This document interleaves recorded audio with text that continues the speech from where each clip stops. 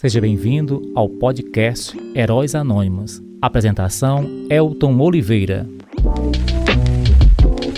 Olá, senhoras e senhores, vamos gravando mais um episódio do nosso podcast Heróis Anônimos. Hoje, o podcast é o nosso episódio número 14. Que hoje a gente vai trazer o contexto dos idosos de Sebastião de Abreu. Uma homenagem a todos os idosos do distrito de Sebastião de Abreu, viu? Lembrando que a principal frase que a gente traz hoje para a gente colocar, para meditar, para pensar um pouquinho, é assim: valorizemos os que vieram antes de nós. É valorizar aquelas pessoas que começaram aqui a história do nosso distrito de Sebastião de Abreu. Eu hoje vou fazer esse episódio com dois convidados. Um dos convidados aqui é o professor Jânio. Antes de eu entrar na pauta, eu quero parabenizar ao professor Jânio e também a dona Fásia, que também foi professora, né, dona Fásia? Foi. Pois é, e também o professor Júnior, que hoje, né, Júnior? Hoje é o dia do professor, é o dia escolhido para homenagear a todos os professores. Eu queria que você falasse um pouquinho sobre esse dia. Jânio de Araújo dos Santos, professor, filho de Antônio Alves dos Santos e filho da dona Isabel de Araújo dos Santos, conhecida mais como Tia Beth. Seja bem-vindo, Jânio, ao nosso podcast Heróis Anônimos. Fique à vontade. Olá, Elton. Muito obrigado mais uma vez, participando aqui mais uma vez de mais um episódio do podcast Heróis Anônimos, de Sebastião de Abreu. É um prazer e uma satisfação poder estar contribuindo, relatando um pouco das nossas vivências e das vivências de outros entes queridos, que a gente tem conhecimento através da história relatada, história oral. E assim, hoje é um dia especial por ser um dia, da classe tão querida, que não tanto valorizada ainda por parte, dos que regem esse país, mas uma classe a qual eu quero aqui abraçar, saudar e abraçar a cada um, dos professores e professoras desse país, em especial a nossa comunidade Sebastião de Abreu, a nossa querida Serrota, onde estou aqui ao lado de uma professora que foi minha professora, contribuiu também na minha formação, sem dúvida. Sou filho de uma professora e hoje estou professor. E a gente sabe o quanto não foi fácil, não é fácil e não será fácil. Mas diante de todos os desafios, estamos aí, os professores estão aí se doando e fazendo acontecer o presente, o passado, o presente e o futuro, Então, assim, hoje eu tiro o chapéu, não só o chapéu, mas eu aplaudo e quero, assim, do meu coração, agradecer a cada um que hoje trilham esse caminho fazendo a educação do nosso país.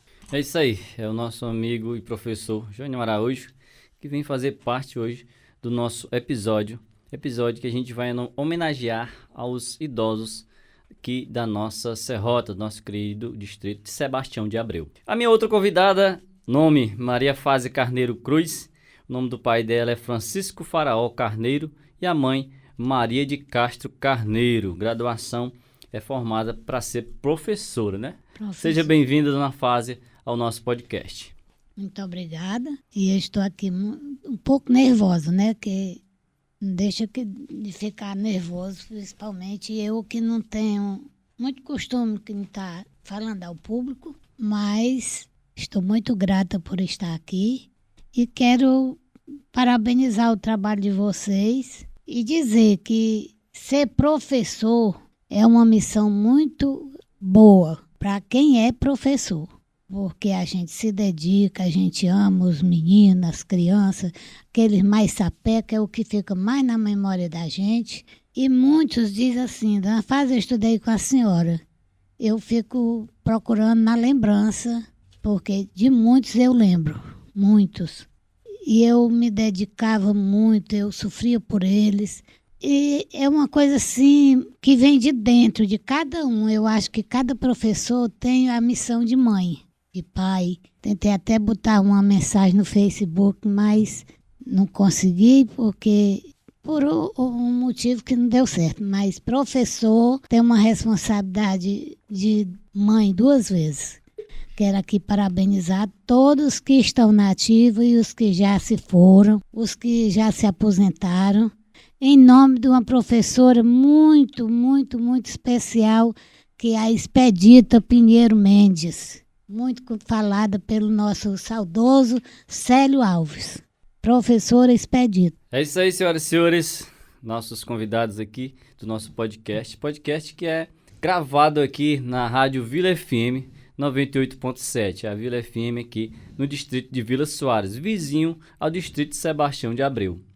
Jânio, ele já falou, né, já nos lembrou, filho de professor e também mora desde que nasceu aqui no nosso distrito, e também Dona Fásia.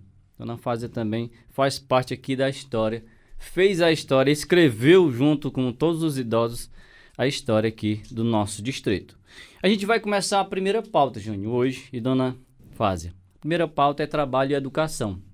Segundo a pesquisa aqui da Francisca Unaí, que é professora e formada em História, ela nos fala que dos anos 20 aos anos 50, Francisca Unaí Soares Guimarães, dos anos 20 até os anos 50, a questão do trabalho era muito presente nas famílias aqui da nossa região, né? Essas pessoas que hoje nós vamos homenagear eram crianças naquele tempo, né? Anos 20 até os anos 50.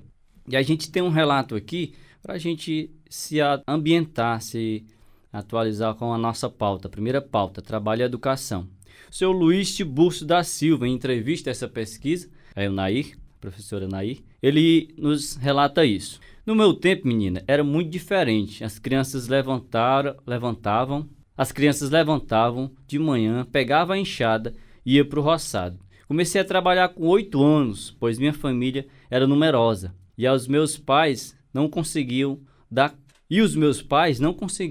conta do sustento sozinho. Esse é o relato do senhor Luiz Tiburcio da Silva. Segundo a pesquisa aqui da Unaí, Dona Fásia e Jânio, naqueles tempos a infância até a idade adulta era quase que a mesma coisa, ou seja, trabalho,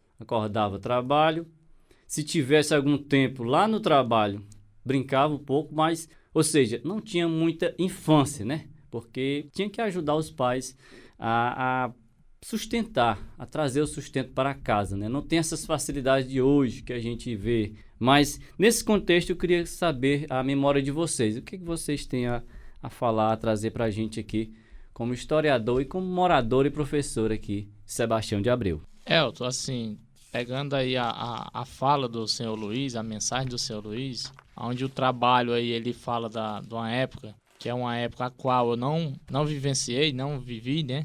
Não vivenciei de fato, mas a gente, por estudar e conhecer um pouco da nossa história, não só da nossa história aqui local, mas a realidade Nordeste, Brasil, enfim. A gente sabe que o que ele citou aí, que o seu Luiz fala aí, na verdade é a fala da grande maioria daqueles que viveram essa época, dentro desse período. As dificuldades eram imensas, as famílias numerosas. Se você olhar, se você fizer esse comparativo, esse relato é da grande maioria dos que viveram essa época, né? Até poucos anos aí, certo? Passado. Então era onde as dificuldades eram imensas, famílias muito numerosas, e essas pessoas, como você mesmo falou, eles não tiveram infância. A infância deles já foi ajudando na questão do sustento da casa, de se autossustentar, né? Então, o que era a brincadeira deles era o quê? Não era uma brincadeira de se divertir. Aonde para muitos a diversão era onde quando iam para a roça, quando iam todos os irmãos juntos, né? No caso os homens, quando era entre os homens, as mulheres muitas vezes, além dos afazeres do roçado, tinha a lida de casa com a mãe, né? Então, se você olhar, isso é uma situação que ela foi muito comum na grande maioria das nossas famílias, onde as pessoas, logo na sua infância, elas já tinham a responsabilidade do trabalho da casa. Se a gente for relatar que isso foi a vivência da minha família, da família da nossa companheira aqui, da minha amiga Fásia. Então, isso foi uma situação muito presente. Ah, hoje não existe? Não, hoje essa situação ela mudou, né? Graças a Deus, nós vamos falar aqui em outro momento da questão da educação hoje. A escola ela já é mais presente, já é outra realidade, né? Enfim, então a situação era bem essa mesmo. Dona Fásia, o que te vem na memória quando a gente escuta esse tipo de relato? Assim, essa vivência aí que o seu Luiz comentou, de 20 a 50, eu tiro mais ou menos dos 60 para cá, né? Porque, assim, na casa do meu avô, onde eu convivi, era uma família muito numerosa. 3 famílias, a parte da minha mãe era 9 filhos, já a segunda família do meu avô já foram 4 filhos, e a mulher dele, a segunda mulher, já levava 3 filhos porque já era viúva. Então, com nós duas, eu e minha irmã, formou uma família muito grande, né? Então a gente se divertia, era um divertimento, a gente ia buscar água, a gente ia ajudar o meu avô a juntar feijão, a juntar tomate, e a gente fazia a brincadeira ali dentro do trabalho e se divertia, e era uma coisa muito boa. Qual era a idade da senhora, dona Fásia? Nessa época eu tinha 12 anos. 12 anos. Na época que minha mãe faleceu, a gente foi morar com ele, aí lá a gente vivia essa vida. Tudo que a gente fazia era um divertimento. Vovô levava os meninos, os homens, para o roçado, mesmo que não trabalhasse, mas levava com uma enxada, uma cabacinha de água, dizendo ele que era para acostumar o menino no serviço. Era a forma dele ensinar. E ele ensinava os filhos dele também a ler e escrever. É assim, o trabalho, antigamente, e eu acho que hoje também deveria ser assim, era uma forma da criança se socializar, Jônio. Né? Uhum. A criança ia se socializando entre os irmãos, entre os primos. Os primos, iam trabalhar amigos, também né? juntos, né? Era uma forma da criança se desenvolver e também criar aquela coisa dentro da pessoa interiormente, né? Que é a questão da honestidade, que o trabalho dignifica a vida, né? Tem essa frase. Então, isso aí é muito importante, assim, a questão do trabalho antigamente, que a gente deveria trazer para hoje também, né? Nem que seja um pouquinho de trabalho, mas o trabalho pode ajudar na criação dos nossos filhos. Continuando aqui com a mesma pauta do trabalho e educação, a gente traz aqui o relato da dona Sebastiana Castro da Silva. Ela diz assim: naquela época, amava muito a minha mãe. Era super obediente. Comecei a trabalhar com 7 anos, ajudando minha avó a fiar para fazer rede. Fiava 3 redes durante 6 meses. O meu pai comprou meu último vestido quando tinha 8 anos, porque comecei a trabalhar muito cedo para comprar minhas roupas. Ela aqui já coloca o trabalho como algo muito importante, que ela, quando começou a trabalhar com 8 anos, ela já começou a ter seu próprio dinheirinho para comprar a sua roupa. Baseado nesse relato da dona Sebastiana, o que a gente pode aprender, dona Fásia? Eu vejo assim, porque antigamente o pessoal não tinha esse negócio de estar todo dia comprando roupa, porque tem que comprar, porque saiu da moda, porque isso, porque aquilo, né? A gente via que as pessoas trabalhavam em si para se manter no necessário, tanto na alimentação como no vestir, no calçar. Era uma coisa assim muito simples. Eles viam mais só o necessário de cada um. Quando o rapaz trabalhava, ele procurava se manter numa classe onde não se envergonhasse de entrar onde fosse, né? Tinha sempre aquele cuidado. A roupa de trabalhar era uma coisa separada, a roupa de estar em casa era outra, mas aquilo só no necessário. E eu via muitos meninos lá na casa do meu avô Sebastião Alves de Sales. Eles mesmos engomavam, eles mesmos lavavam, depois de já tudo crescidinho, né? E aí eles foram fazendo as coisas dele. Eu acho que o trabalho em si ocupa muito a mente da pessoa, né? Ajuda ele a ser responsável. Só que hoje trazendo para o dia de hoje, os pais não acostumaram os filhos a trabalhar porque o bichinho é pequeno, porque isso e porque aquilo chegou aonde chegou, né?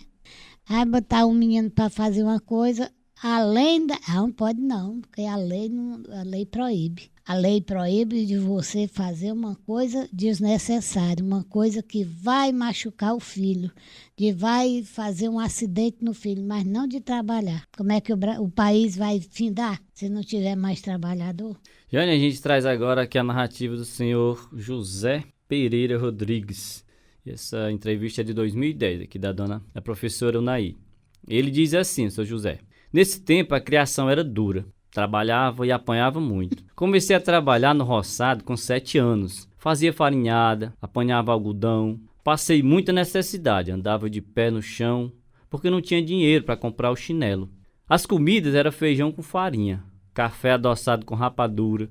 Bebia café numa quenga de coco. As colheres eram feitas de pau, os pratos de barro e o fogão a lenha. Ninguém reclamava, comia e ficava satisfeito. Hoje está tudo diferente.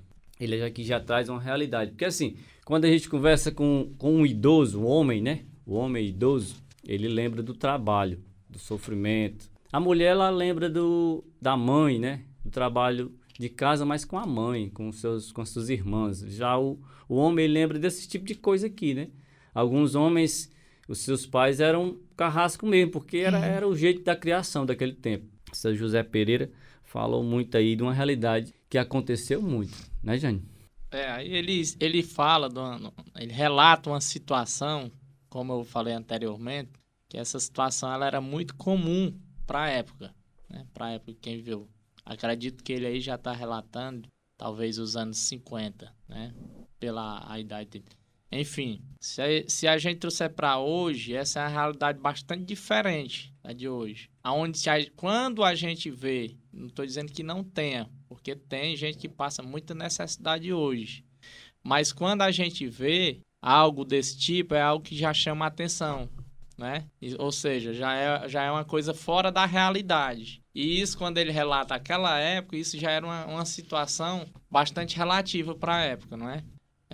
Enfim, essa era uma situação, como eu falei anteriormente, da grande maioria das famílias daquela época, porque eles sobreviviam da sua própria cultura, ou seja, daquilo que eles produziam, né? Eles viviam com base no que eles produziam. Então, quando pegavam um período de estiagem, de seca, era uma situação muito gritante. Em outros trabalhos, Elton, você pode até observar outros trabalhos já relatados aqui nesse podcast, anteriormente, onde já relatavam alguns trabalhos e a situação era parecida, onde eles relatavam a situação, o que era a cultura, era a farinhada, onde eles já falavam da questão do trabalho e da questão da diversão, que a diversão era o quê?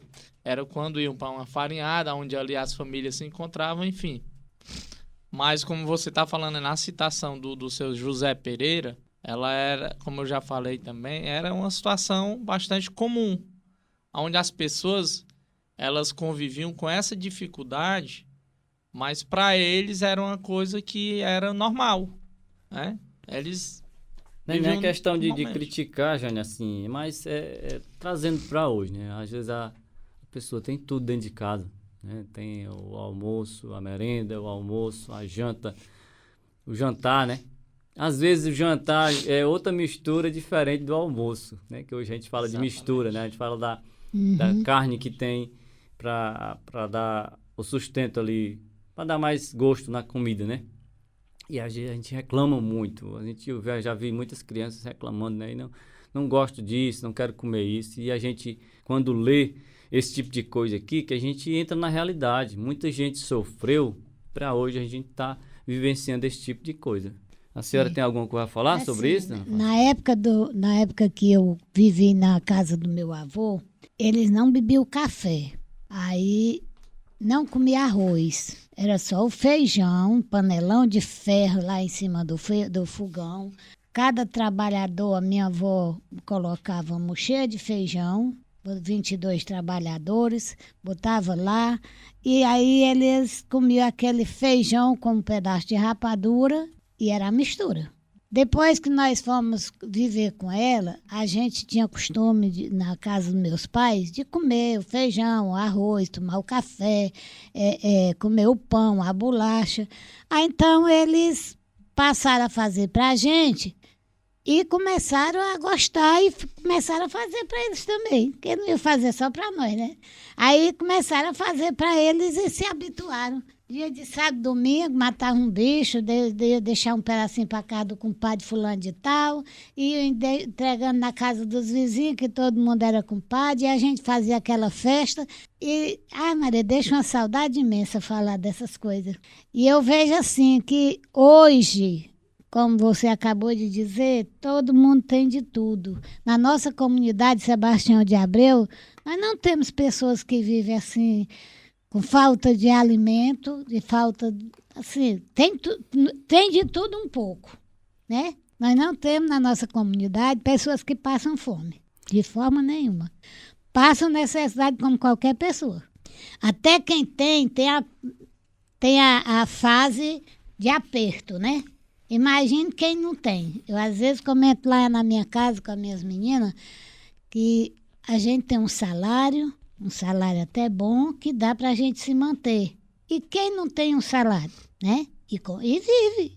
E se duvidar, vive melhor do que a gente, porque sabem economizar. Trazendo para o dia de hoje, tem isso.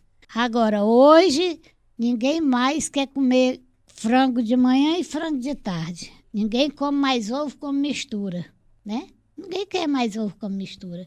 Tem que ser a carne de gado, tem que ser o peixe, que até está proibido de comer o peixe, né? Por causa da doença.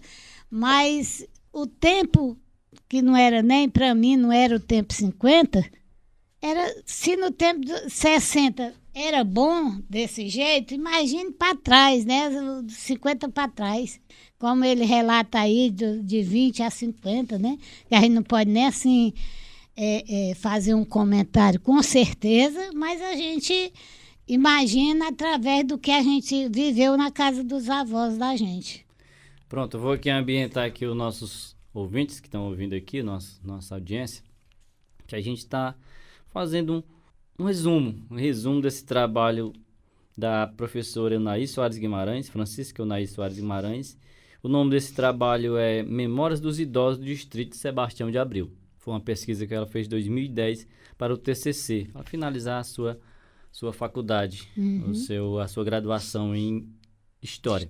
E essa realidade, Jânio, que a gente está aqui conversando, é a realidade do Nordeste, a realidade aqui do nosso Nordeste, onde Sim. a gente hoje mora, né? Nordeste, Ceará. Hoje a gente mora aqui em Pentecoste, nosso município de Pentecoste, Distrito de Sebastião de Abreu, aqui no nosso Ceará. É a realidade que a gente percebeu por essas entrevistas nos anos de 1900 a 1950, onde ela fez mais um apanhado dessas pessoas que falaram um pouco, né? Segundo essa pesquisa, Jânio, essas pessoas, elas não tinham a vivência mesmo, aquela vivência que hoje a gente fala, que eu também vivi, e a vivência da infância, né? Aquela coisa de só brincar, estudar e brincar. Então, naquele momento, naquele tempo que viveu essas pessoas que foram entrevistadas, esses idosos, era desse jeito aí. Era a realidade daquele momento. Pois é, minha gente, esse é o podcast Heróis Anônimos. Essa foi a nossa primeira pauta, trabalho e educação. A gente vai partir agora para a pauta 2, Dona Fásia e Jânio. A pauta 2 é infância, brincadeira e lazer. As brincadeiras daquele tempo, a gente tem aqui algumas, ó, esconde-esconde, casinha, boneca, bandeira, guerra, pula-corda, boca de forno, passa-anel e outras, né? Que a gente pode citar daqui a pouco aqui, quando a gente se lembrar. A gente vai trazer aqui o primeiro relato da Dona Socorro Cruz. Ela que eu posso até lembrar também aqui, questão de trabalho da nossa região. A Dona Socorro, ela trabalhou muito tempo levando merenda para o colégio, né? Ela me disse que trabalhou 32 anos sozinha, ela, para criar a sua família. Ela levava toda tarde, de manhã e à tarde. E à noite, Durante quando tinha 30 expediente anos, à noite. ela levava a merenda e vendia lá para sobreviver. Uhum. Uma vencedora aqui da nossa região. E a dona Socorro fala sobre infância, brincadeira e lazer. Vamos ver aqui o relato dela. Brincava com meus irmãos de búzios, cavalo de pau, de casamento, de casinha, com minhas colegas. Brincava todo mundo junto. Brincadeiras melhor do que essas de hoje. Eu vejo as meninas que, em vez de brincar, elas se agridem. A gente não, era um sonho mesmo. Ali todo mundo era unido. Era uma vida que a gente levava na brincadeira. Mas também trabalhava no roçado. Aos 10 anos de idade comecei a trabalhar com meus pais. E tudo eu fazia no roçado. Esse aí é o relato da dona Socorro. Ela também tem na memória dela o trabalho igual a dona Fásia. Era muita alegria na família dela. E a gente falando do lazer de hoje, né, Jane? Que você tem muito a ver com a cultura do lazer aqui da nossa região. A gente vê aqui que a brincadeira é sempre relacionada com o trabalho. Daí se a gente analisar o contexto dessa época, assim, a gente pode ver, assim, com base nos relatos dos nossos familiares, isso tem muito a ver com a questão da valorização, né? Naquela época, eles, como a gente já relatou bastante aqui, as dificuldades eram imensas. Mas eles sabiam valorizar os momentos que eles mais gostavam, né? Sabiam o que era uma obediência, sabiam o que era, se fizesse, tinham certeza do castigo, iriam ser penalizados. Então, e assim, a gente relacionando a questão, trazendo de lá para cá, na minha época de infância, eu falo dos anos 90, do começo dos anos 90, e a gente já começa a fazer um comparativo com os dias de hoje. E a gente vê que muitas coisas, essas brincadeiras citadas aí, algumas delas ainda existiam na minha infância, dos anos 90, como tantas outras, que hoje a gente vê que se perderam, né? Hoje a nossa infância, ela não brinca mais dessas brincadeiras. A gente, então, até pouco tempo, lá na escola, o prefeito João Gomes, o professor Lázaro, fez um projeto, era como se fosse um resgate das brincadeiras antigas, usou até esse termo antigos, né? Uma coisa que há tão pouco tempo, mas assim, que também já vinham de outra vivência. E as crianças de agora, elas desconheciam essas brincadeiras. Mas aí elas começaram a conhecer através de quê? Da mãe, do pai. Às vezes a mãe ou o pai sabia ensinar, elas mesmas não brincavam, né? Ou seja, isso porque o que mudou?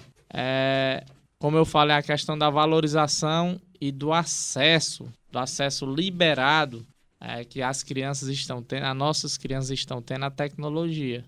A tecnologia, infelizmente, ela veio para revolucionar o mundo.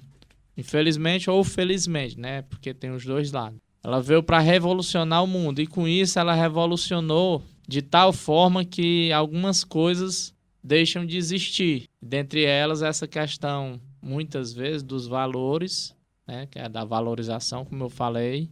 E dentro dessas valorizações está essas brincadeiras. A criança, ela não quer mais se acompanhar com as outras crianças para pular, vamos citar aqui algumas, para pular um elástico, né? De esconde-esconde. Pronto. Coisa mais comum até os anos 90 da minha época era você ver as ruas todas cheias de meninos ou meninas correndo para lá e para cá, brincando do esconde-esconde, ou de guerra, ou polícia e soldado, enfim, de infinitas brincadeiras. E hoje você pouco se vê, né?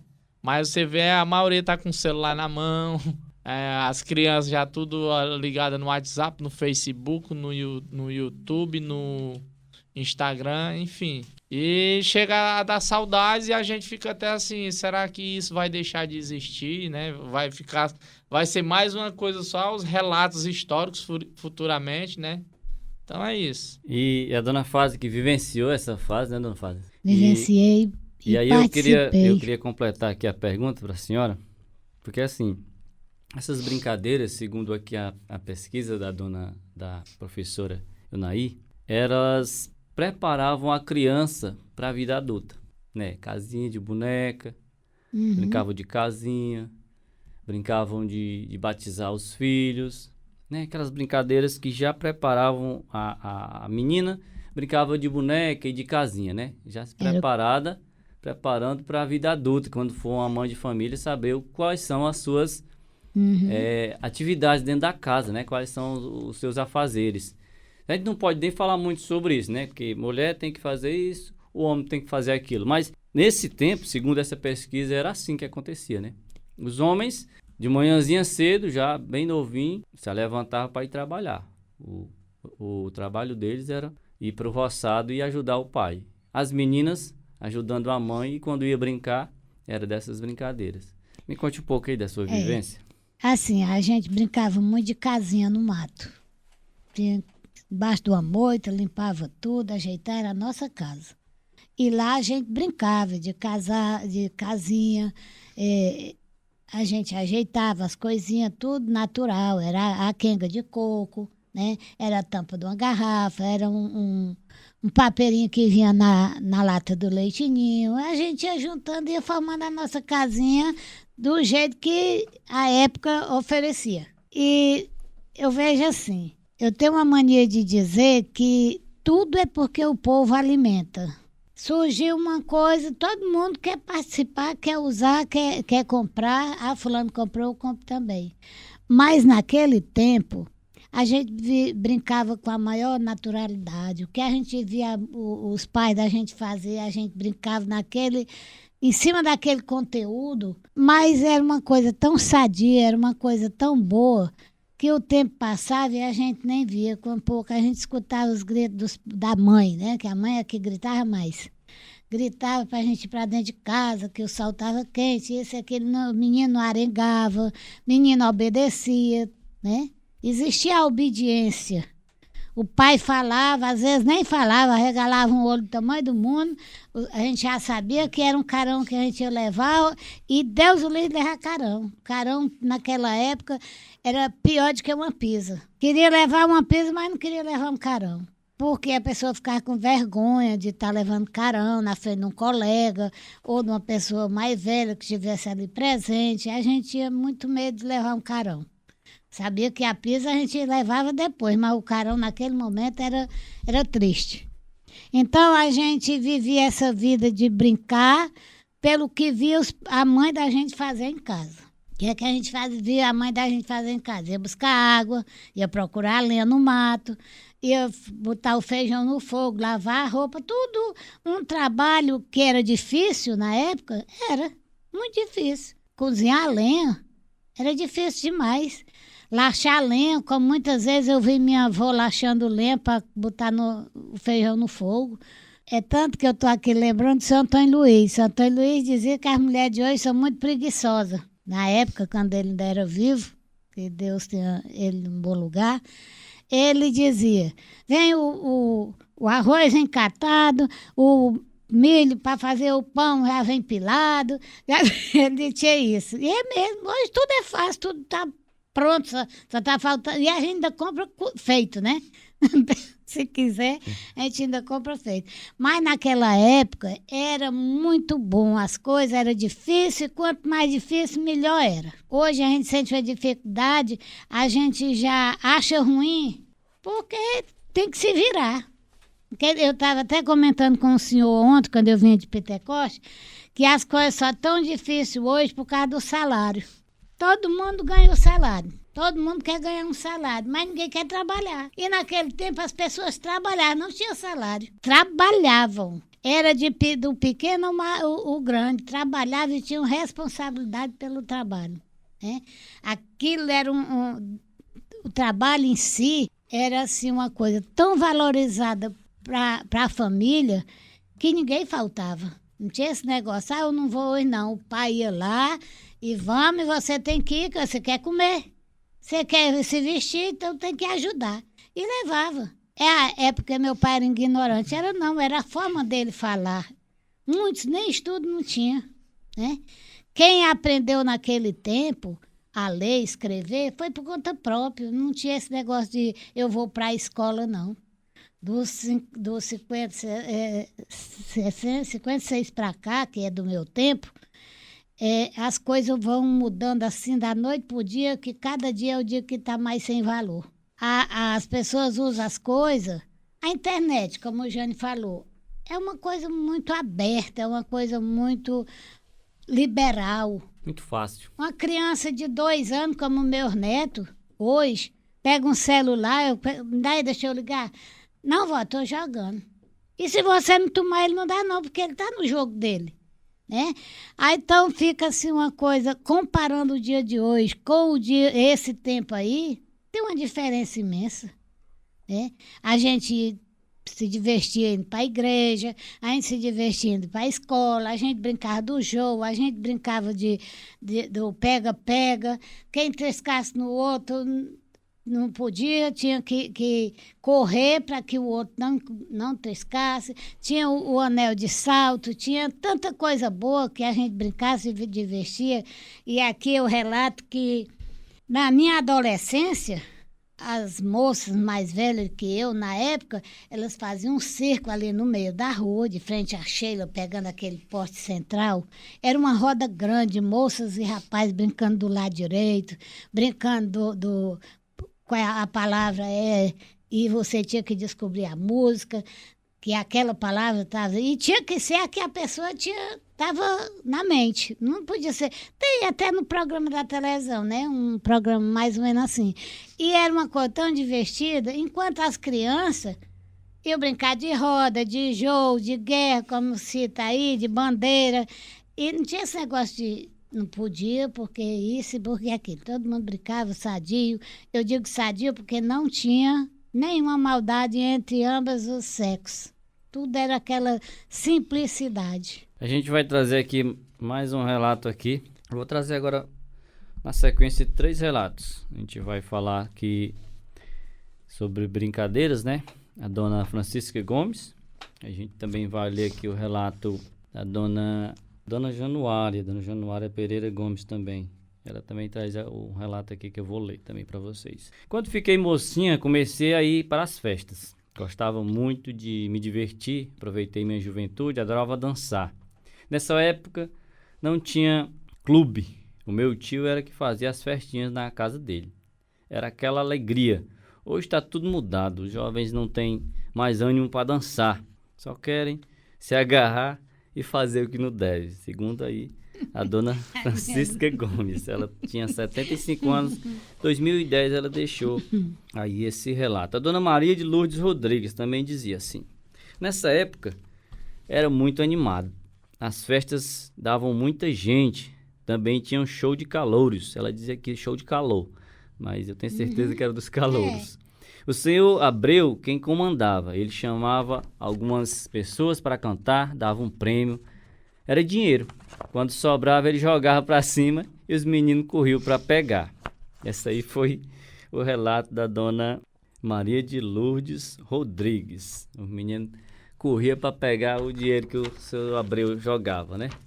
E o outro relato aqui que a gente traz é da dona... Eu pegar aqui bem direitinho para não errar o nome da Dona Maria Cruz. Dona Maria Cruz, ela estava com 75 anos em 2010. As danças eram na casa de Aleluia, uma amiga muito respeitada. Lembro quando cheguei lá para chamar minha irmã, um rapaz me chamou para dançar. Logo em seguida, quando olhei para a porta, o meu noivo estava lá na porta e foi aquela confusão. Com o tempo, o Zezinho Pessoa começou a construir a quadra juntamente com os moradores. Cada um ajudava levando um tijolo. No mês de julho era cheia de gente. As pessoas de Fortaleza vinham para passar as férias.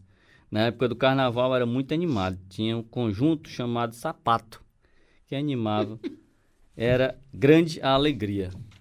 Tá aí, Jane, a gente já traz aí relatos sobre a juventude. Sapato.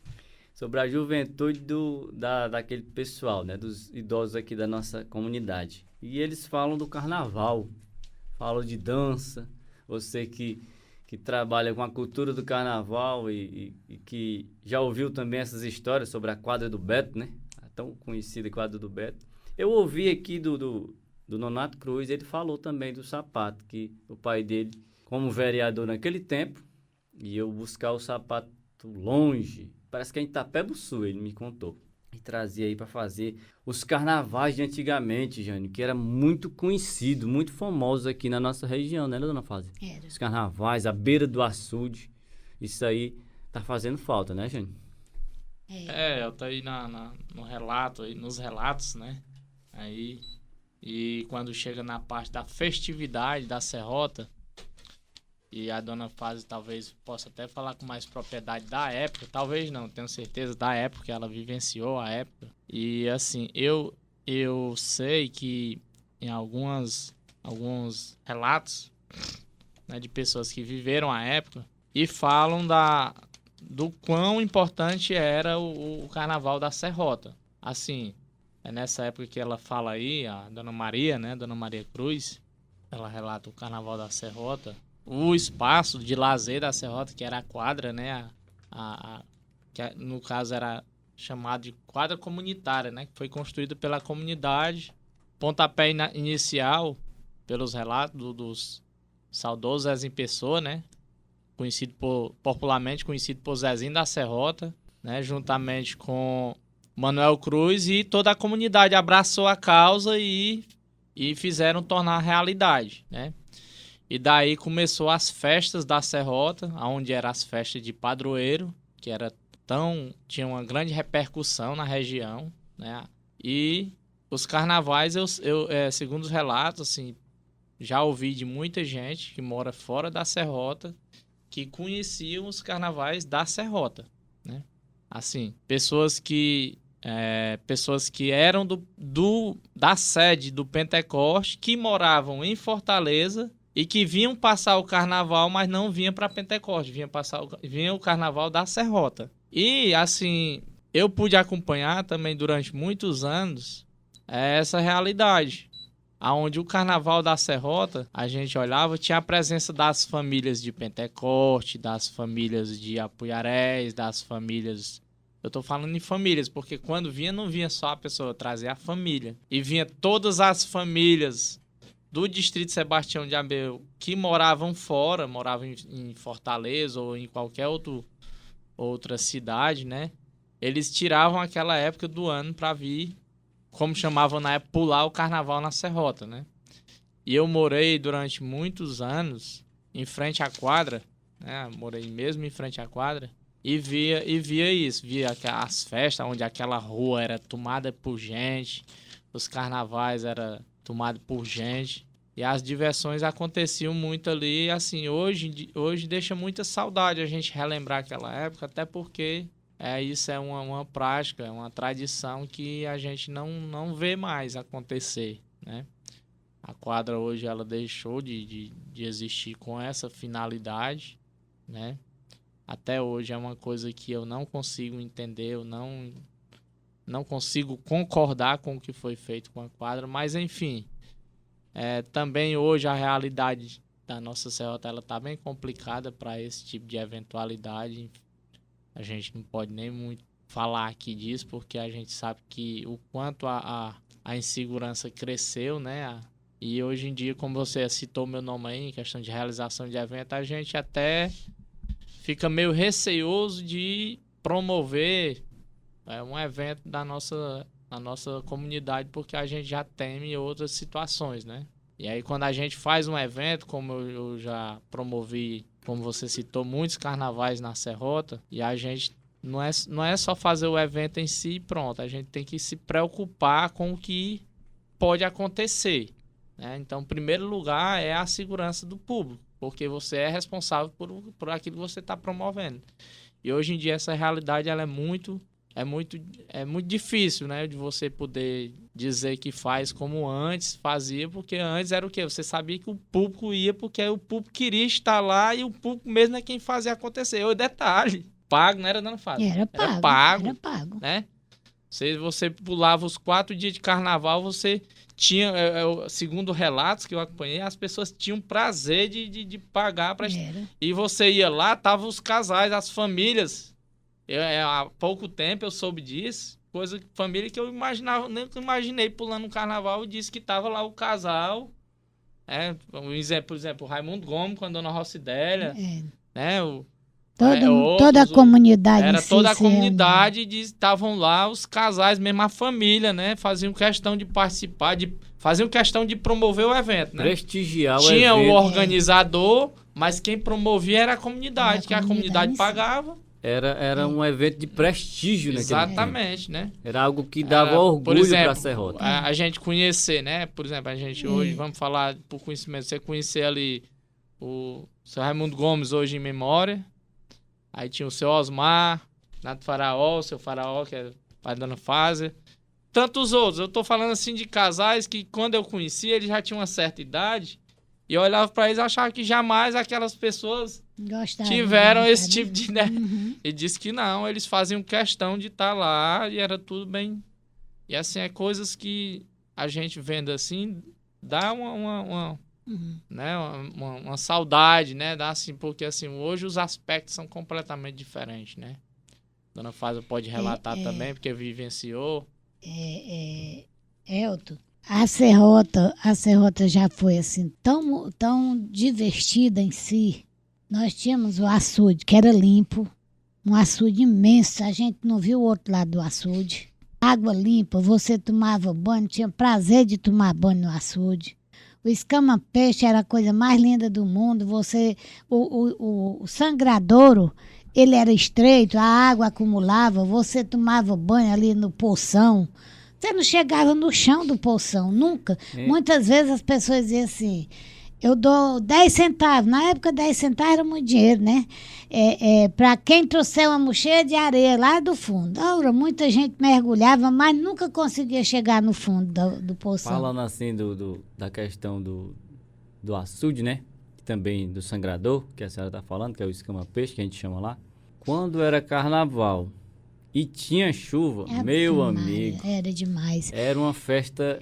Carnaval já é época de né? chuva, né? Carnaval de chuva, com chuva, podia chover. Quarta-feira o pessoal amanhecia na rua dançando carnaval e não tinha esse negócio de só os bebinhos, não. Era toda a família. Né? Tudo seguro e tudo tranquilo. A quarta-feira ingrata, chegava, todo mundo não queria parar. Mas eu quero só voltar um pouquinho, porque nas diversões da época... Tinha as tertúlias chamadas, as matinal. As tertúlias nesta quadra era mais divertida do que as festas dançantes hoje. Digo dançante porque na época a gente chamava festa dançante. Tem a festa religiosa, tem a festa dançante. E essas festas, essas tertúlias, fechavam o salão. Ali naquelas laterais, fechava de gente. Quem não ia para dançar, ficava ali naquelas laterais, não sei se você conhece a quadra. Era muito bom. Na época de férias, vinham famílias inteiras, vinham para cá, para casa dos tios, dos avós, dos primos, dos amigos. Aqui na comadre Rosdélia, a Fausta mais o Flávio, trazia de 15 amigos de lá de Fortaleza para casa dela para passar o mês aqui. E eles voltavam porque gostavam demais. Gostavam do banho, gostavam das brincadeiras, das tertúlias. Quando tinha matinal na casa de uma amiga... E até 11, 12 horas do dia, a gente se juntava para brincar, aquela brincadeira que você se divertia. Depois que a quadra, eu não gosto nem de falar da história da quadra, eu não vou nem tocar no assunto, que é uma coisa que me revolta. Mas depois que demoliram a quadra, foi antes da quadra, a gente dançava aqui na dita casa da Dona Aleluia, que morava uma mulher chamada Fransquinha Costa, e ela tinha uma filha que o nome dela era Tereza Costa, e a gente era muito amiga dela, e ela vinha, Chivalderi da Alice, trazia uma radiola de São Luís do Curu, todos os discos que saía ele comprava. E trazia para Tereza Costa, nós dançávamos até 9 horas, não podia passar das 9 horas. 9 horas já era meia-noite para as moças estar na rua. Todo mundo dançando. Mas todo mundo dançava, fechava a sala. Fechava, ainda ficava gente lá de fora, que não dava para entrar. Achava ruim, porque, Maria, fulano dança demais, não sai nem para a gente ir um pouquinho. Mas era bom. A primeira festa dançante com conjunto, na época era conjunto, hoje é que só as bandas, né? Mas antigamente era o conjunto em si, era inteiro. Foi na época do meu término de curso de 4º ano, 4ª série primária, minha professora, Dona Clécia, Carloto, lá de Pentecoste, fez essa festa. Um festão com o conjunto tremendão. Foi uma festa, com licença da palavra, de arromba. Pensa numa festa. Dia 18 de dezembro do 71. Foi uma festa mesmo para você amanhecer o dia. E quando amanhecemos o dia, eu, a Liduína Cruz e a Terezinha do Luiz Raimundo, lá no Cruzeiro. Saímos da festa e fomos para lá. É uma coisa que deixa saudade. Uma coisa que a gente fica assim... Quanto mais a gente lembra, mais saudade a gente fica, mais revoltado com as coisas de hoje a gente se torna.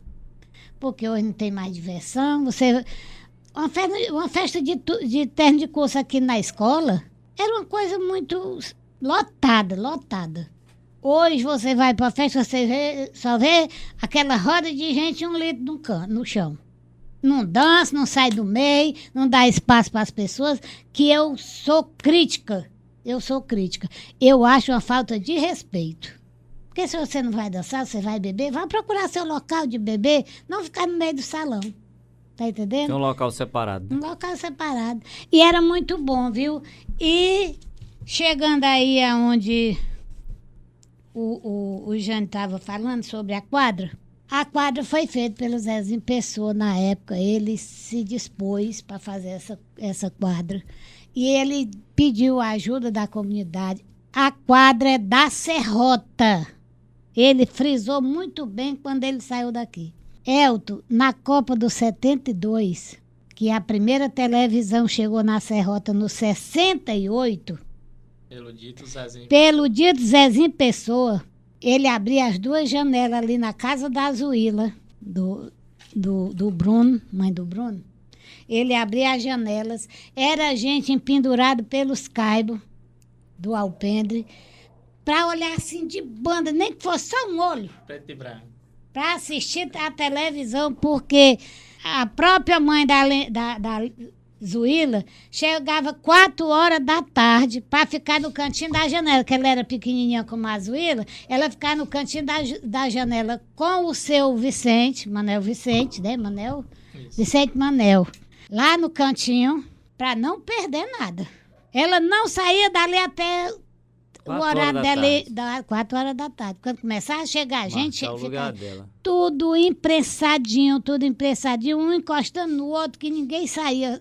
Se você sentasse, lotado, você adormecia as pernas e estava sentado, porque não podia se mexer. Mas não saía ninguém. Deus o livre, perdeu o canto.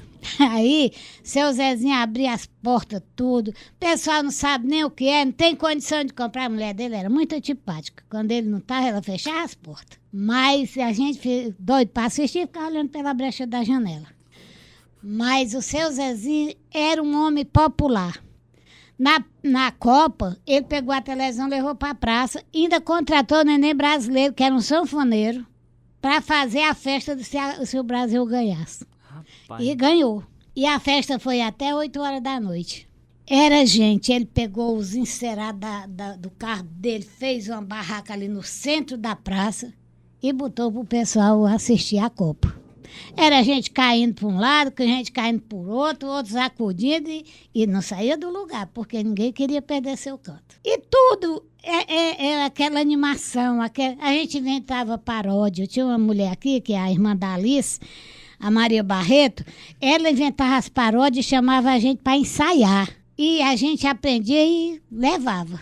Uma vez, nós fomos para eu misturei muito aqui, porque eu vou lembrando e vou saltando.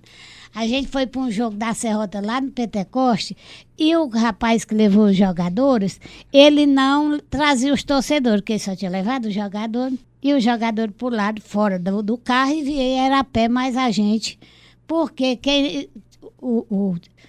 o time só é time se tiver torcida. E se não tiver torcida, ele não é time. Aí pularam, os jogadores pularam de cima do carro e vieram a pé do Pentecoste para cá.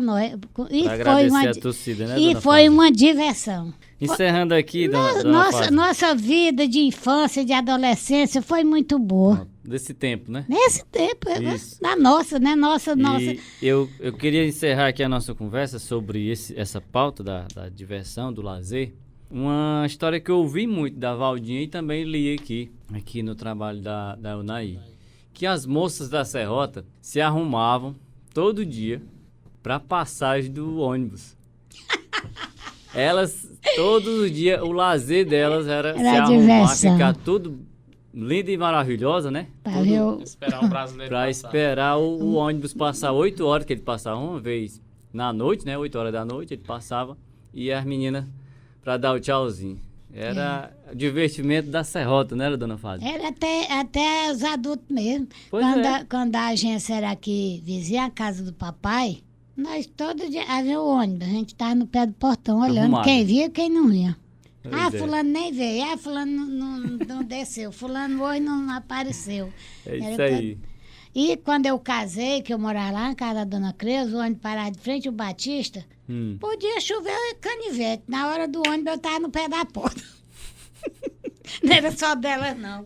Com essa curiosidade a gente vai encerrando aqui a pauta do lazer e das brincadeiras aqui, que a gente trouxe aqui na pesquisa da Eunaí, professora Eunaí. A gente vai passar agora para a religião. A gente vai falar aqui sobre duas mensagens aqui da Dona Maria Cruz e também da Dona Maria Naí Soares. Primeiro, a Dona Maria Cruz aqui traz um relato sobre a religiosidade. Todo dia o povo se arrumava para rezar o terço. Quando tinha a missa, o padre Oscar mandava fechar as mercearias. Se não fechasse, ele ia lá e começava a fechar as portas.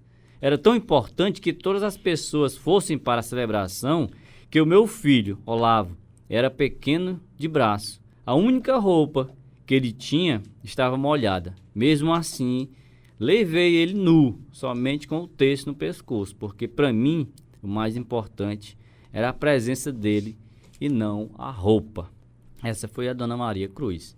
Vamos passar aqui para a Dona Naí. Dona Naí fala também das festas de padroeiras aqui da nossa região, que as duas padroeiras são Nossa Senhora de Lourdes e Santa Bernadette. As festas eram animadas, tinham uma turma de jovens que se reuniam e faziam duas barracas, a barraca do Partido Vermelho e a barraca do Partido Azul. Elas iam trabalhar vendendo comidas. Quem apurasse mais dinheiro era campeã. O mais engraçado que eu achava era o caritó. Pegava o nome das meninas, colocava numa cartolina e o outro nome dos meninos. E vendiam. Quem ficasse no caritó ia morrer de titia.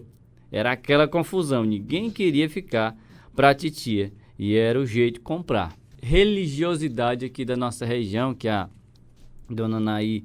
Eu queria que a Dona Fazia explicasse para nós o que é o caritó, né? Porque eu fiquei curioso. Ficou certo. Não, Jane? É assim, as festas religiosas da época era diferente das de hoje. Um pouco, né? Porque a grutinha era aberta, né? Era só o galpão, fechado só onde os santos ficavam, tudo de vidro. E as barracas ficavam ali de lado com a casa do compadre Francisco. Mais pro lado onde era o seu Agostinho, por ali. Na última novena, era ali que fazia os movimentos da festa. Tinha barraca, quando era duas barracas, aí tinha as duas barracas ali encostadas, que quem morava lá era a Dona Perpétua, finado Cristóvão. E tinha de tudo. Tinha o bombom, tinha os santos, tinha o terço, tinha comida, o baião mesmo, não tinha esse negócio de arroz com creme, era baião com peixe torrado, com toucinho, e aí tudo era vendido. O pirulito, aquele da tabuazinha, vendia tudo.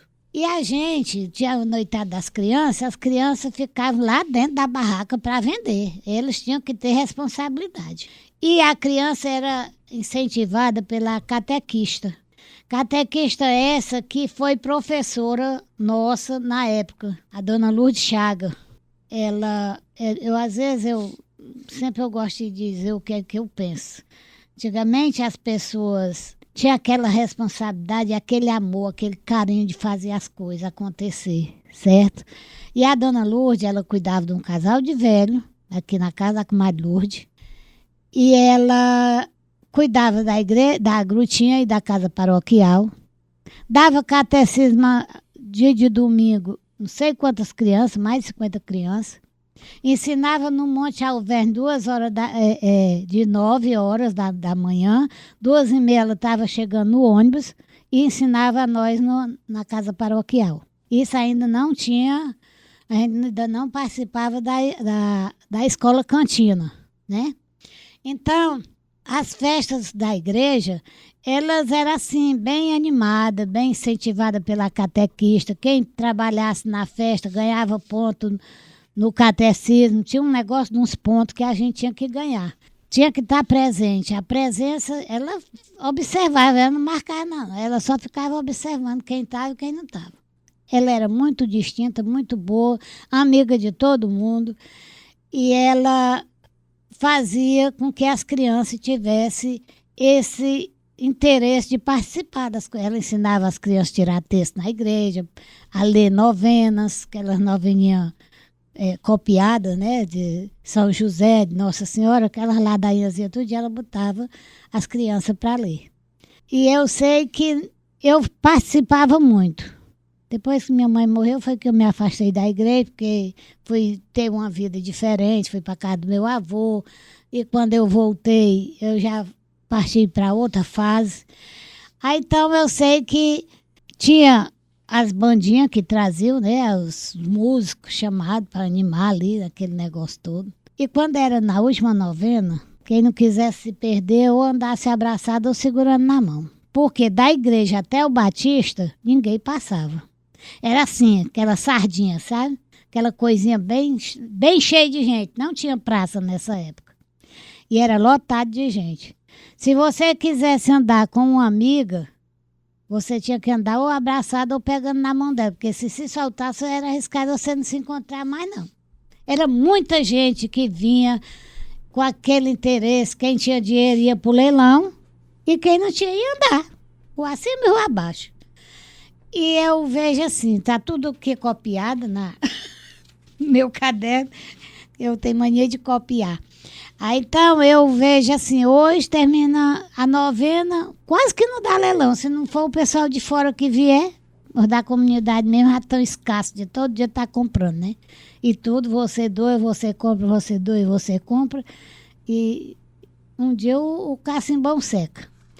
Falando assim sobre a religiosidade, sobre a religião aqui da nossa Sebastião de Abreu, eu tenho uma curiosidade aqui, que foi a Dona Germana. Dona Germana. Fala no caritó, que você pediu para mim falar. O caritó até um dia desse ainda tinha, né? Pegava a cartolina, botava o nome das moças, todo dia numa cartolina. Solteiros. Né? Aí pegava o nome dos rapazes, botava numa cartolina azul. As moças na cartolina rosa, que nesse tempo tinha essa divisão. E os rapazes na cartolina azul. Felipe, tá lá com o nome. Aí a namorada do Felipe tinha que tirar o Felipe do caritó, então não se casavam. Ela tinha que decidir. Aí comprar. Pagava lá uma quantia para tirar. Né? Pagava para tirar, né? Para tirar do caritó. Aí eu sei que nessa arrumação, quando era no fim, todo mundo estava fora do caritó, porque quem não tinha namorado arrumava qualquer um rapaz para dar um jeito de tirar do caritó. Eu acho que eu nunca fiquei não, que eu casei, né? Pronto, a curiosidade, já aprendendo o que é o caritó. Se não tirar... Se não tirar, fica titia pro resto da vida. Pronto. A Dona Germana, ela deixou a nossa comunidade depois que foi demolida a grutinha. Ela não gostou do que fizeram e saiu da nossa comunidade. Essa é uma das curiosidades que a gente tem, né? Essa pessoa não aceitou o que foi feito, né? Ela não aceitava demolir a gruta para fazer a igreja, que é a paróquia Nossa Senhora de Lourdes, a capela Nossa Senhora de Lourdes, né? Não aceitou. E tinha espaço, viu, para fazer a igreja. Aí fizeram... Não fizeram porque não quiseram. Pronto, vamos lá, partir para a nossa última pauta de hoje, que a gente já conversou muito e graças a Deus a conversa está ótima aqui do nosso podcast. A escolarização. A escolarização, o que a gente vai falar? Da cantina. Lá naqueles anos, os anos de 1940. E eu tenho aqui a fala da Dona Fásia. Eu vou ler aqui para a senhora lembrar o que Dona foi que a senhora falou em 2010. A Dona Fásia. Eu vou primeiro pedir o Júnior para encerrar. Se tiver no ar, encerrar. vamos dizer assim, Maria, amanhã viu? Parede. Não, mas ela sabia das histórias, né? Que eu vi do seu Tá avô. certo, vai. Aqui finalizando, Jânio, eu pedi para tu falar um pouquinho sobre essa homenagem que a gente fez. E, claro, falar do que a gente conseguiu fazer hoje, né? Guardar essa história tão legal. A dona Fase disse assim: o senhor Abreu olhava os professores e indagava sobre os alunos quanto ao seu comportamento e, principalmente, respeito ao aproveitamento e frequência. Se algum aluno faltasse às aulas, ele mandava saber dos pais qual o motivo da ausência. Em caso não fosse justo, a responsabilidade cairia imediatamente sobre o pai ou responsável, que teria o seu ponto de trabalho cortado. Essa atitude era para que todo e qualquer operário, ao botar seu filho na escola, soubesse ser rigorosamente obrigatória a frequência dos filhos menores às aulas. Essa foi a senhora dando entrevista à Naizinha em 2010 sobre a nossa cantina. Certo. A cantina ela foi construída para repouso das pessoas que vieram trabalhar na construção do açude, certo? É um prédio do Denox. Então, eles eram chamados de caçaco. Os peão, naquele tempo, era chamado de caçaco. Aí eles ficavam por ali, aqueles caçacos da classe baixa, ficavam todos juntos. Ou faziam uma barraca, ou iam ficar lá na cantina. E a residência central, que essa dali, era dos doutores. Na época, o seu Sebastião, segundo o que meu avô contava, o seu Anel Gomes, que eu gostava muito de conversar com as pessoas idosas, eles diziam que o seu Abreu era um homem muito bom, ele gostava muito de estar junto com as pessoas, né? Porque era chefe que não se juntava com eles, não. E um dia ele fez uma reunião e disse: eu vou formar uma escola. Vou arrumar uma professora e vou formar uma escola para os filhos dos caçacos estudarem para um dia eles terem um futuro melhor.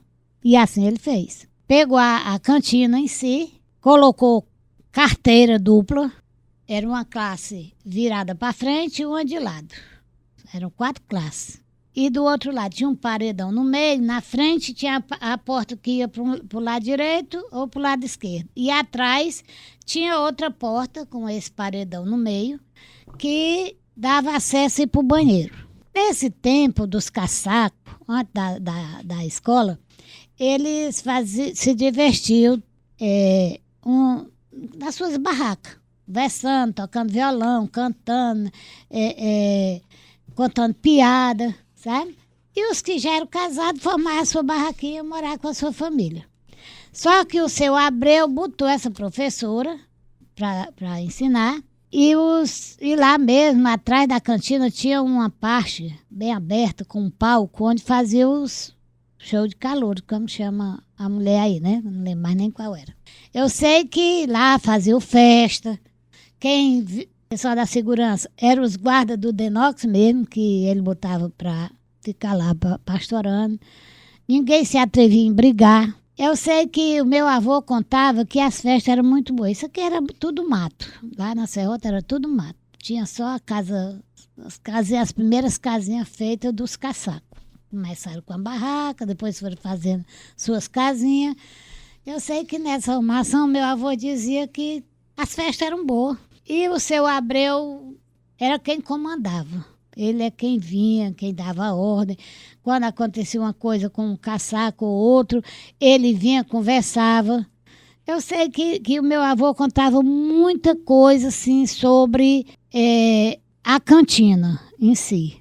Servia de escola, servia de clube, servia de show de calor. E os alunos mesmo faziam aquela manifestação, se juntavam, faziam o drama, faziam a apresentação, cantavam. Eu lembro do Antônio Grande, né? Antônio Grande gostava de fazer essas coisas. Aí, então, eles se divertiam da melhor maneira que possível. Isso numa brincadeira sem maldade, sem perigo. Hoje, Eu quem está lembro a sentado mais na história calçada? do seu Abreu. Eu vi um herói anônimo mas um herói de verdade. De verdade. Do nosso Nordeste. Que eu acho que eu não enxergo para te mostrar. Eu conversando e lendo a história dele, Jane, ele, para fazer isso aí, né, a cantina, para resolver tudo sobre a construção do açude, mas ele tirava tempo para acompanhar aluno por aluno. Era. Elton, assim, a gente acompanhando o histórico do Sebastião de Abreu, ele, para muitos que não sabem, ele era um engenheiro, né, do Denox, funcionário do Denox, né? E assim, a passagem dele pela Serrota, até então Serrota, depois Distrito Sebastião de Abreu, marcou muito, né? Porque, assim, foi uma grande revolução na época, saindo de uma realidade para outra. E deixa um grande marco nos históricos, nos relatos, nos históricos. Você observando hoje, fazendo uma observação, era algo além da época, né? Assim, ele tinha uma visão além da época para aquela realidade, né? Chegar numa comunidade onde vivia uma situação de extrema necessidade, e ele tinha três preocupações. Aonde ele passava, eu tive a oportunidade de fazer alguns trabalhos acadêmicos na época, e ele tinha essas 3 preocupações de chegar, ou seja, ele era um cara que ele vinha para um serviço de quê? De uma construção de uma barragem, de um açude, de uma ponte, enfim. Então o serviço dele era aquele. Mas daí ele tinha a preocupação de quê? Da religiosidade, né? Uma fundação de um local para aquele povo, né? Ter um espaço para religiosidade, que era uma implantação de uma igreja. De uma escola, da escolaridade, que era um ensino para aquelas pessoas daquele lugar. E o social, né? Ou seja, era igreja, a religiosidade, a educação e o social. E tinha o acompanhamento, né? Não era só criar e dar. E deixar lá, né? Tinha o acompanhamento, onde há pouco tempo, eu vendo lá nos históricos, nos registros lá da escola, e tem documentos da época. Eu vendo lá os relatórios, aí lá relatando, a gente ficava assim, rindo e vendo assim. Naquela época eu não tinha relatando essa questão que o aluno foi desobediente. Ele procurava o familiar daquele aluno, como a dona Fásia relatou, acho aí também no comentário, na citação da dona Fásia, né? Saber o porquê, tá, como você está dizendo, dependendo da gravidade, até o emprego do pai daquele aluno ele perdia. Né? Ou seja, ele colocava, dia, né? O aluno tinha direito à escolarização, mas aí tinha as normas que tinham que ser seguidas. Aí da mesma forma, lá na igreja, né, tinha a questão da religiosidade e tinha o social, que o social era os eventos festivos da comunidade, né, onde foi citada a cantina, que hoje funciona a Escola Prefeito João Gomes da Silva. Que não era para ter sido demolida, que é outra também, questão, né? Também. A Serrota, ela é cheia de fatos contraditórios do que as pessoas queriam, né? Ou seja, se você for na antiga quadra, houve um fato que foi contraditório ao que a população queria. Né? Se você for, por exemplo, a não faz também falando, questão da cantina, quem viveu essa época também não concordam porque a cantina deixou de existir. A grutinha do mesmo jeito na igreja. Então a Serrota, ela é cheia dessas situações, né? É porque, Jane, eu vejo assim, se uma coisa tem uma história na comunidade, eu acho que não era para ser desmanchada, não. Eu acho que não era para derrubar, acabar. O pessoal são doidos para derrubar aquela casa da igreja. Não é para derrubar, aquela casa tem história. Do mesmo tempo do Seu Abreu, do mesmo tempo do Isaac Cabral. Coisas que quando o Isaac Cabral veio para a Serrota, chamado por um fornecedor para vir trabalhar no fornecimento dele, ele não veio à toa, não. Ele veio, gostou, passou a ser patrão daquele fornecimento e conheceu uma moça, casou e não tinha onde morar. Quando ele chegou, viu o terreno, perguntou de quem era, disseram que era da igreja. A igreja pertence a quê? Ao Apoiarés. Ele foi lá no Apoiarés falar com o padre, pedir para o padre vender o terreno a ele, está aqui a história contada no livrinho, e ele disse que não. Ele não podia porque é da igreja, mas ele podia construir a casa. Quando ele fosse embora, resolveu. ou vendia, ou a igreja comprava, ou fazia qualquer negócio. E ele foi e disse, o nome do padre era Padre Francisco José, e ele disse, padre, se eu conseguir uma porcentagem de 100% no meu fornecimento, eu dou à igreja para Nossa Senhora de Lourdes. E ele deu. Casa, né? A casinha. Ele deu. E quando foi um dia, o padre encostou ali por perto, e ele foi e chamou. Ele estava almoçando, ele chamou o padre e disse, padre, eu lhe chamei para você ouvir aqui, ele estava na rua, né? Para me entregar o documento da casa para Nossa Senhora de Lourdes. Nós vamos lá no Pentecostes, já no cartório. E foram. E ele entregou a casinha da igreja, da Nossa Senhora de Lourdes, que ele tinha feito o pedido a Deus para ele fazer os 100% nas vendas dele. E ele fez. A história dele está aqui, as minhas histórias estão tudo escritas aqui. Eu vou até mandar passar no... né? Digitar. Porque digitando muda muita coisa. Aí eu acho bom escrever do meu jeito, sabe?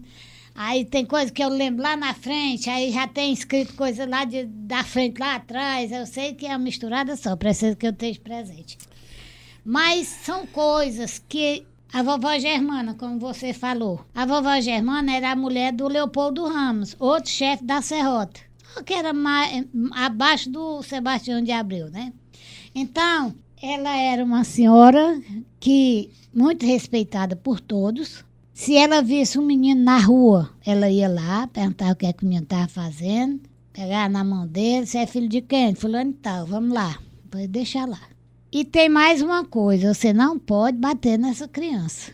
Ela está na rua por falta de responsabilidade sua, porque você é que é o pai. Se você não sentiu falta do seu próprio filho, e ai do pai que batesse no filho depois que ela saísse, ela já tinha dado a ordem, né? E se ele fizesse uma malinação, ela ia lá e brigava com o menino, conversava com ele horas e horas, mas ele não podia, o pai não podia mais bater, porque ela já tinha dado o carão, sabe?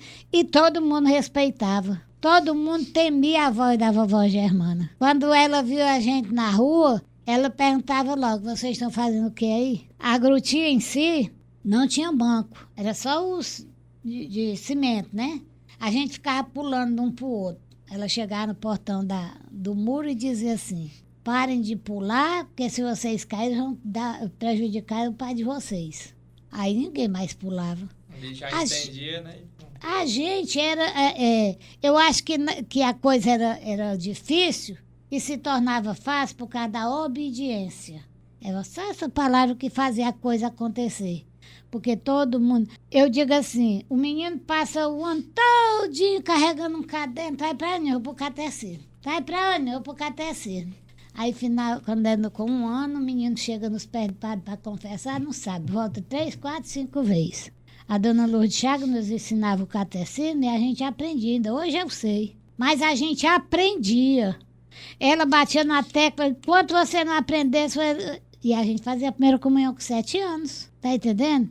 A coisa era feita com amor, com carinho, dedicação, e todo mundo obedecia o professor, o catequista, como se fossem os pais. Não existia esse negócio do professor falar e o aluno sair nem budejando sem a gente saber o que é que ele estava dizendo, não. A gente ficava calada, como tem aquele dizer popular, quando o dono fala, o burro baixa as orelhas, pois era o nosso caso. A gente aprendia, mas se tornava desse jeito. Ninguém reclamava, ninguém respondia ninguém. Era respeito e obediência. É isso aí, senhoras e senhores. Esse foi o nosso episódio número 14, que a gente fez uma homenagem aos idosos e também aos professores, né, dona Fásia e Jânio? Para a gente encerrar, a gente vai trazer aqui a fala do nosso professor Jânio Araújo, filho de Dona Isabel de Araújo Santos e Antônio Alves dos Santos, pós-graduado em História e Geografia e em Gestão Escolar. Ele vai trazer as considerações finais aqui do nosso episódio e agradecer demais a Dona Maria Fásia Carneiro Cruz, filha do senhor Francisco Faraó Carneiro e da Dona Maria de Castro Carneiro. Eles que fizeram esse episódio maravilhoso. Com certeza a gente conseguiu valorizar os que vieram antes de nós. Eles que trouxeram na memória deles um pouquinho e fizeram uma homenagem. A Dona Fásia que tirou muito da memória e fez muito aqui no nosso episódio. Jânio? Eu te agradecer mais uma vez a oportunidade, né? Parabenizar pelo trabalho que, assim, muitos, através do seu projeto, muitos vão conhecer um pouco, né? Um pouco da história da nossa comunidade, que até então, se não fosse o projeto, não iriam saber, né? Irão conhecer uma realidade que eles não conheceram. Sabemos que é muita coisa para se contextualizar, para se falar, né? Muitas coisas mudaram durante esse processo todo, né? Da Serrota passar a distrito Sebastião de Abreu, da época de distrito até os dias atuais, houve muitas mudanças, muitas transformações, né? Salvo me engano, passou a ser distrito Sebastião de Abreu, Serrota. Só confirmar aqui, mas salvo me engano foi em 62. Isso, 1963, né? 63, isso. Julho de 1963. E de lá para cá foram muitas mudanças, né? A dona Faza também aqui parabenizar pela a sua riqueza de conhecimento, de vivência, né? Porque assim, a dona Faza conviveu, né, esse processo de Serrota e Sebastião de Abreu. Ela conheceu o histórico. Então, os relatos dela aí a gente vê que é uma pessoa que tem muitos relatos, né? Que lembra, né? Porque muitas pessoas têm também um relato, mas não lembra. E a gente vê que ela lembra com detalhes, né? E uma coisa que me chama a atenção aqui, até fugindo um pouco, é dessa riqueza de detalhe que algumas pessoas dessa época, eles lembrarem até com datas, sabe? Assim, eu tiro assim pelo pai lá em casa. Acho que o pai se lembra ele é mais preciso assim nas coisas lá da infância dele até hoje, com data do dia tal e tal, de que a gente de hoje do que viveu ontem, sabe? Então, assim, isso é muito importante. E esses registros, se não fossem gravados, se não forem passados, eles se perdem, né, com o tempo. Então, é muito importante. A Serrota, eu acredito que precisa desse trabalho ser registrado, né? E tem muita coisa ainda. As pessoas de hoje, elas não têm esse conhecimento. Eles vivem hoje e não têm essa preocupação de estarem relatando, enfim. Então é só mesmo agradecer, parabenizar e dizer que o projeto é bastante significativo e que ao longo dos dias a gente vai cada vez mais dando essa contribuição. É isso aí. A gente quer também falar aqui um pouquinho, que o professor Raimundo mandou para a gente aqui, que tem o grupo Voluntários em Ação. E esse grupo já realizou aqui na Vila Nova uma palestra sobre acidentes, de prevenção de acidentes com idosos, corte de cabelo e comemoração do Dia do Idoso, doação de cestas, Dia das Crianças, auxílio financeiro para comprar remédios. É um grupo que tem também aqui em nossa comunidade, que ajuda também idosos e toda a comunidade, assim, que a gente possa trazer esse projeto e esse momento também para divulgar que também existem grupos assim que podem mais e mais pessoas se doar também pelo idoso, né? Trazer um local para a diversão do idoso, para melhorar a vida daqueles que fizeram essa história tão legal. Ô, Elton, às vezes eu converso lá em casa e a minha diz assim: mãe, tá bom da mãe se aquietar. Eu assim, se eu me aquietar, eu enferrujo. Então você tem que estar na ativa. E eu tenho um sonho de fazer coisas na Serrota em si. Fazer coisas que a gente sabe que pessoas têm capacidade de fazer e foge da responsabilidade. Limpeza da beirada do açude. Eu digo muito, vendo o Itapajé, as pessoas se reuniram e fizeram uma passagem molhada pela necessidade do trânsito deles, né? Por necessidade. Esperaram. E chegou o ponto deles se juntarem e fazer aquela passagem molhada.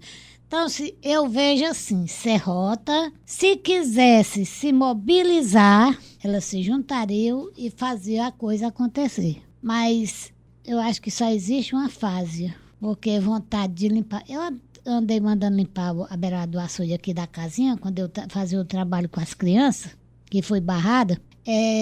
Não é muito difícil, não. É fácil. Se a comunidade quisesse um banho, ela mesmo fazia. Porque eu paguei o menino para limpar, cortava o junco, botava pro lado de fora. Não foi feito porque o menino cortou o junco, levava lá pro Edilson. De tarde o banzeiro trazia. Eu paguei à toa. Quando eu fui olhar o serviço, já estava na reta final e o serviço não ficou feito. Tá entendendo? E eu vejo assim, a Serrota tem muita coisa que ela mesma poderia fazer.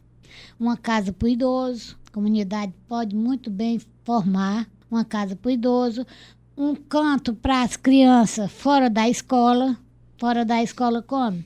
Os que estudam de manhã participar, os que estudam de tarde participar no horário vice-versa, né? Uma casa de artesanato para jovem, criança, quem quiser participar. Tudo isso são coisas que a Serrota cresceria a 1000, mas precisa que a Serrota em si queira. Não é só falar, não. Uma época eu tive essa ideia assistindo TV Cultura. A mulher fazia pano de prato. Começou a fazer pano de prato na maquinazinha dela lá. E quando ela deu a entrevista, ela tinha 150 máquinas abanhando pano de prato. Chamei 8 mulheres lá para minha casa, expus a ideia, comprei o tecido. Olha, eu não sei bordar, não sei pintar, não sei fazer crochê, mas eu compro o tecido e vocês que sabem, cada um vai fazer o que sabe. E eu posso ajudar vendendo. Então, se era uma coisa que era um começo, tá entendendo? Hoje, talvez, não sei nem quantos anos faz, o Jane disse que eu lembro muito das datas, mas dessa eu estou esquecida. Estava uma empresa grande, começava uma microempresa fundo de quintal e talvez ela tivesse grande, talvez até com as 150 máquinas da mulher que deu o depoimento. Depois inventei de fazer calcinha, também chamei, ajeitei um canto para fazer, botei as máquinas, graças a Deus, Baixo Pedro é meu avô, Sebastião Alves de Salles. Deixou uma herança, eu fui lá, recebi, comprei umas máquinas, botei para minhas filhas. Mas eu quero estar em Fortaleza, aí quer dizer, o futuro delas vão se acabar em Fortaleza, porque serviço de Fortaleza, um dia a pessoa está idosa e cansa, né? Além do serviço de casa. Aí vai ter o quê? Porque com esse trabalho você podia pagar um INSS para você futuramente ter uma aposentadoria autônoma sua. São coisas que eu fico martelando lá em casa. Às vezes eu perco noite de sono, tendo ideias, sonhando com a coisa acontecendo. Quem é que eu vou chamar para ajudar? Eu fico assim, ansiosa, sabe? E eu vejo a Serrota morrendo a cada dia. Porque se o povo da Serrota em si quisesse, eles levantavam a Serrota. E hoje nós temos o que na Serrota? Insegurança. Que de primeira até para pegar os ladrões era diversão. Tinha um pessoal roubando bode, cabra e porco por aí afora.